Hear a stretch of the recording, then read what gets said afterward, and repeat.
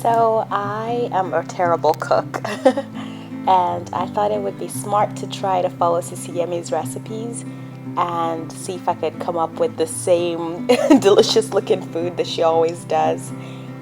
She always makes. I just love them. So the other day I tweeted about the fact that I was going to try some of her recipes and she responded excited. So I was like, I can do this. So I went to the grocery store, and I got all these ingredients, exactly what she had on her list, and I followed the instructions to a T. And so, yeah, check out my little recreation. So here I'm just mixing all the ingredients just as she said. It was really weird using my hands instead of a whisk or something. I don't know, but I watched the video where I think her mom made it, and I was like, you know what, if this is the old school way of mixing, I will mix it with my hands and I will make it happen. So I did that.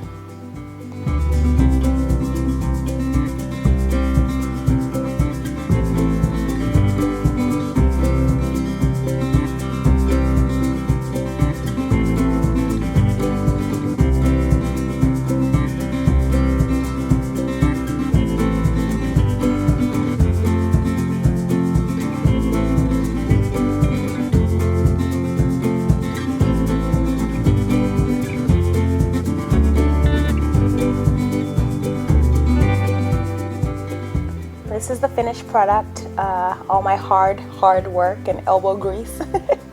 And so just as the instructions said, it said to cover it up. I don't know why these things aren't as sticky as I remember them being back in the day. They just kind of flopped. But I did my best to cover the mixture up.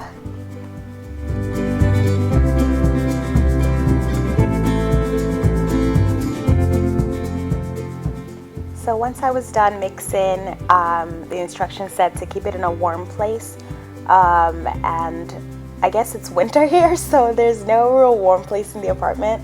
So I used the microwave for about 30 seconds with nothing in it just to heat it up a little bit, and I just put it in the microwave. Because I am extremely forgetful and I get carried away doing other things, I decided to set a timer. She said to set it for an hour and 13 minutes. So that's exactly what I did.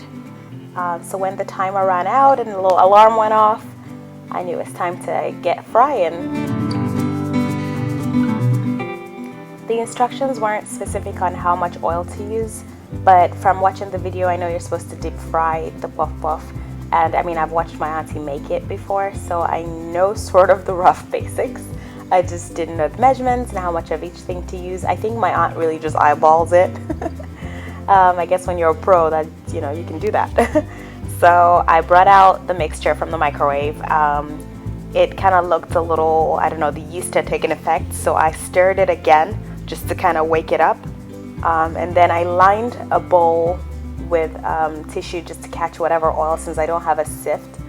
And she also fried an onion just for flavor. Looking back, I wish I hadn't, because I ate a whole lot of onion thanks to a Blue Apron recipe the night before. So it was a whole lot of onion going on. And the puff puff tasted very like it had a strong onion flavor on it. So maybe I shouldn't have done that. So I was supposed to fry them until they were golden brown. I was really scared I was gonna under fry, because ain't nobody trying to eat a whole mouthful of yeast and flour. So I kind of waited and made sure it was indeed done. And then that was it. I cut one open to make sure that it was cooked on the inside, and it was. And so I went ahead and made the next batch. I think in all I made about 3 batches based on that mixture size.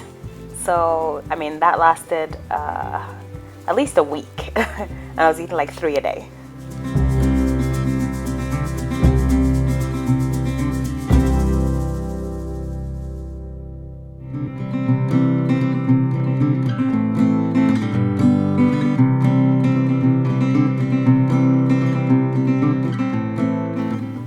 All done. Whoop whoop.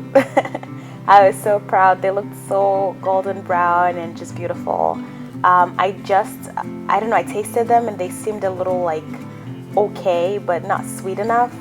And I remember my aunt doing this little trick where she just throws a whole lot of sugar at them. I didn't want to overdo it, and I mean, they were so hot the sugar was melting. So that's it. I enjoyed making this recipe, and I'm gonna try another one of her recipes coming up soon. Thanks for watching, guys. Have a good one.